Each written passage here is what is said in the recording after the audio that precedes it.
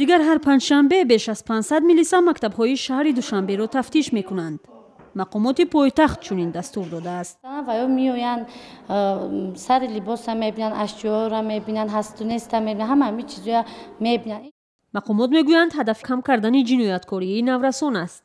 ба қавли онҳо 1 соли ахир 10 000 ноболиғ қонунро поймол карданд. ҳама ҳамин ҷиноятҳо шабона хайр ҳамон кормандони милитсия меоянд ба мо, масалан мо мехоҳем ки бисёртар оиди анамон наворора биёранд, бачаҳо бинанд, бигзор ва ё бинанд я борга ки чӣ хел ҳами пушаймон ҳастанд ноболиғон анами чиз анами корҳо масалан худдорӣ кунанд.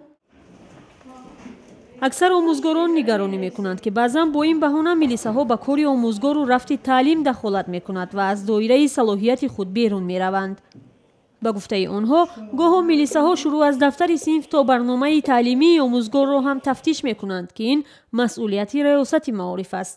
як сохтори дигар болои муаллим агар изофа шавад фикр мекунем як сохтори мисол аз назаргузаронӣ бигем дар шакли дигар агар ба онҳо таъсир расонад фикр мекунем ин албатта таъсир мерасонад. дар як моҳ ақаллан як бор вохӯрӣ бо кулли хонандагон ва устозон нисбати таълиму тарбия, нисбати рафтор, нисбати беҳбуд намудани рафтори хонандагон албатта суҳбатҳо мешуд хубтар буд.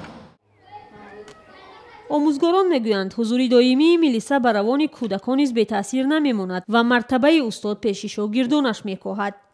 онҳо мегӯянд милиса бояд барои фаҳмондадиҳӣ биёяд, на барои тафтиши мактабу омӯзгор.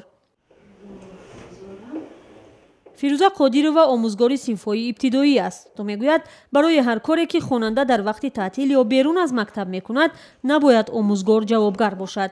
он коре ки дар мактаб шуд вобастагӣ ба муаллим дорад. он коре ки берун аз мактаб шуд дар хона шуд масалан ӯ ҷавобгариш ба гардмодаи бояд падару модар гузошта шавад. чунки падару модар ӯ фарзанди падару модар аст. باید همین برابر تقسیم شود، هم مهنت معلم هم مهنت پدر و مادر، چون مکتب همه 6 ساله بچه. با گفته این آموزگار والدان مشغول کار و زندگی تعلیم و تربیت فرزندان را پورا بر دوش معلمان پرتافتند که درست نیست. پدر مادر در دیگر طرف در روسیه کار میکنند. باری خون در 3,000 مادرها هستند وزبینی میکشند. بعد که یک بار مکتب آورد پاس و دیگر دیون بار نمیاد از احوال بچه‌اش خبردار نشد. البته بچه سست میشود. فکر من که همین همکاری والدین با مکتب زیاد کند. در حالی که آموزگاران والدان را بی‌پروا میگویند، پدر و مادر نگرانند که آموزگاران احساس مسئولیت ندارند.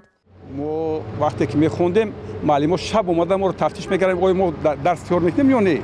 پوزی نه. معلم میگه نوسته.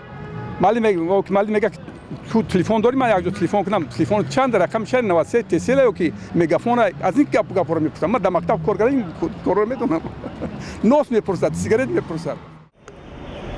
بنا به اطلاعی رسمی در 3 سال اخیر 6,000 آموزگار را برای اجرا نکردن مسئولیت به دادگاه کشیدند.